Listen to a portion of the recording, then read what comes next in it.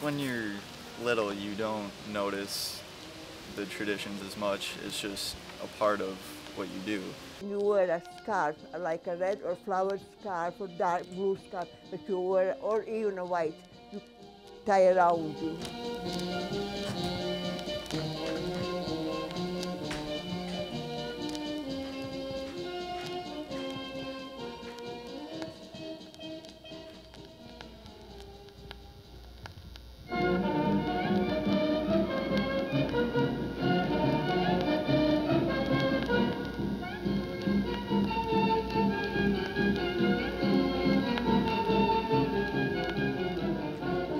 This is like a Latvian map, and Latvia is divided in 4 sections.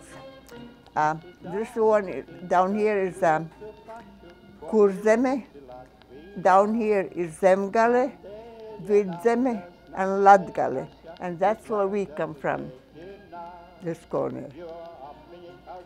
So from here on, we traveled all the way down to here, all across Latvia actually, to get out, to go to Germany. I don't remember too much about growing up. I was only 4 when we left Latvia, but I do remember an incident. I was on my way to my godmother's who lived like across the field or something, and I had a red coat on or something, and I got chased by a turkey. That's the only thing I actually remember about Latvia, is going to my godmother's and that turkey running after me. Did it happen really? Yeah. See, I have to ask her if it really happened because my memory isn't that good. Our mom and grandma, aunt and uncle, we all left the same time, and we are about maybe 20 wagon trails like that, going down. So we were going, we lived kind of closer to Russia, so we were going across Latvia to the sea. To the Baltic Sea. So we never dreamt that we were going to cross it, but we ended up crossing it. And then we got in Germany. And that's where the war broke And out, then really. the war kind of broke up, but we were still in Latvia. We're traveling, And on our way to the sea, we got like bombed air raid. Air raids, yeah. The Germans were coming over, and Russians coming in. And we were by a ditch, by a swamp, I would say. And we were kind of pushed in the swamp, all the wagons, Everybody so was the army taking could cover. go through, And that's where we lost our mom.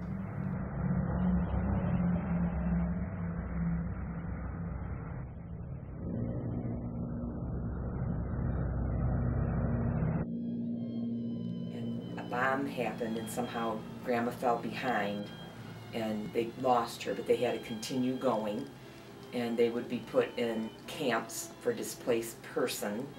Some of them wouldn't take children, so they put my aunts in a convent, and my mom was older and they only had room for 2, so she ended up at a doctor's home. They would take like foster children that were in the camps, and she was treated like a princess, and she had her own bedroom, and she never had that before. And then my aunts would share a story with us that the nuns would feed them bananas. A whole big bunch of bananas that we had never seen or tasted before.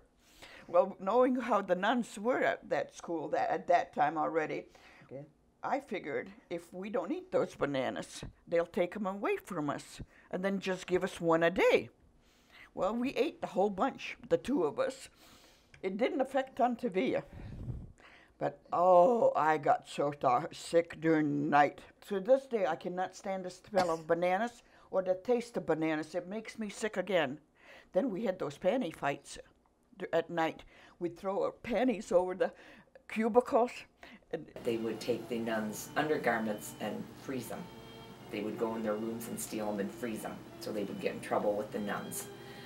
And then when they finally reached the destination to come over to America, they weren't considered a family, and they had totally lost Grandma, so it was their aunt and uncle, so my grandpa adopted them so that they could come to the United States as a family. And this is our adopted parents, Dad, and my sister Via, my sister Lucy, my mom, and me, and that's made in Ingolstadt. Before we had to make pictures like this to send to the sponsors, so they know what they're adopting. And I never thought about in my life, like a lot of kids say, well, don't you ever think about your natural parents and all this? No, because these felt like my natural parents. No other person would have gone through what they went through during the war to keep us together and to keep the family together and going. I don't think our biological parents could have done a better job bringing us up than Butzhaus and Bubba did. And I'm starting to cry. You take over. So what else would you like, honey? I got to talk to her about like her journey coming from Latvia to America and with all of her sisters and all that stuff like that. That was kind of neat to learn how they came here and that once they left Latvia they didn't have anything. So. And how does that make you feel? Just that I want to work harder because I feel like they worked hard to make a good life here and then start a family. So. My parents kept the Latvian tradition per se in our lives so that we can communicate with our family outside of just mom, dad, brother, sister. Un ko mēs runāsim? Ko viņa prasīs? Runāsim latgaliski, kā mēs esam pieraduši runāt. Vajag. Un atbildēsim jautājumus, Okay. cik mēs labi varēsim. Labi, labi. Throughout my life, my grandparents always spoke in Latvian when we were at their house. I never understood it because I never learned the language. Pagai means Wait, poika means boy. lildzu, I don't know. please. Okay. Paldies is thank you. Yeah, yeah. And it's because it's hard to teach the next generation the language when you don't have it spoken in the house. And it is a hard language to learn. Latvian school was it was just for the Latvian kids. It was held in a house on Burton Street next to what was a Latvian Lutheran church. We would go into the house, the bedrooms would be our little classrooms. There were only like maybe 5, 6, 7 kids per class, and it was all in Latvian. You had to talk in Latvian, play in Latvian. Latvians were huge, huge, huge on poems. Every Christmas at Bubba's house, in order for us to get a gift, we had to stand up by the tree and recite a poem or sing a song. That was my growing up holidays. My sister and I and some cousins were in this little band. And we even made an album when we were younger. And the Latvian choir and band would sometimes travel to Indiana for these celebrations, and we would travel to these festivals, and all the Latvian choirs from the different states would go and sing. We didn't teach that to our children, but at the weddings and stuff, when we do go to those, they do know some of the dances, which we just did at my daughter's wedding. Yeah, this was the little band we were in, and we recorded this. It has polkas and waltzes and some traditional Latvian music on it.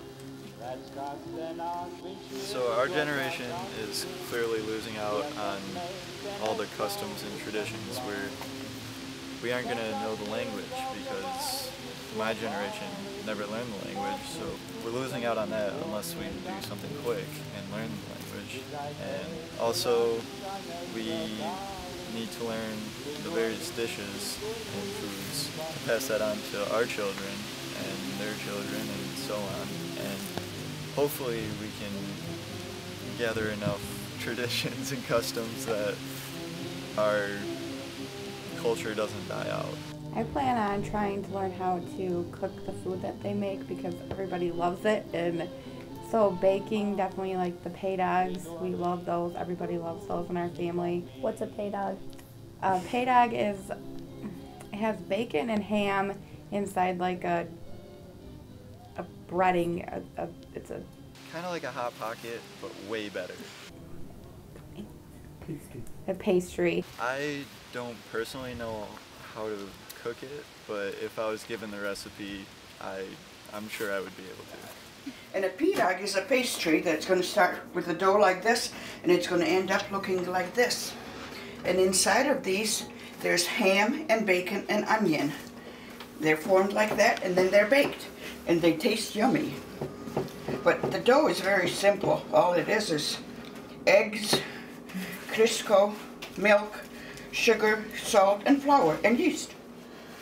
My mother never measured anything, and I don't measure. It's all by feel. Every holiday, every party. Everything has to have pirag. We're going to make about 1,500 or so. How many are you going to make for the weddings? For the wedding, close to 2,000. You learned these from your parents? Pardon me? Did you, what Learned did you these- learn from your parents? Most of this, Baba used to make all of this, okay? But Baba was never a person to show us how to. But then there was a lady here in Grand Rapids, well, two ladies actually, that got me going on to this. See, it's coming off my hand, so the dough is all right now. And my mother always taught me, when you finish, you make a sign of the cross on it. It'll rise better. They're cookies I used to make with my grandma all the time when I was little. Hopefully my daughters will learn how to do it, or grandchildren will learn how to do it. I just learned from my aunt. So I want my kids to know how to do that stuff and pass down little artifacts that they have from Latvia. When I just got married, my grandma gave me the silver dollar just to show that that's something that they do also. And then of course as the families would marry and have children, they would expand and stuff. But there's quite a big community in Grand Rapids, Michigan of the Latvians. We have a Latvian association.